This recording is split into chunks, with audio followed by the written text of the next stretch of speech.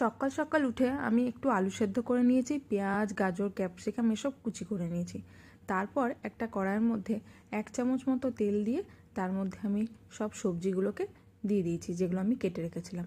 তারপর সেগুলোকে একটুখানি জাস্ট হালকা করে ভাজা ভাজা করে নিয়ে আলু সেদ্ধটা দিয়ে দিলাম।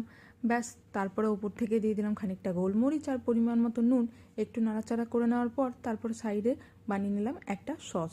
সেটার মধ্যে দিয়ে দিয়েছি 2 চামচ মেয়োনিজ আর তার সঙ্গে 1 চামচ মতো টমেটো সস। তারপরে দুটো ব্রেড নিয়ে নিয়েছি, সেই ব্রেডগুলোর ওপরে ভালো করে সসটা দিয়ে দিলাম।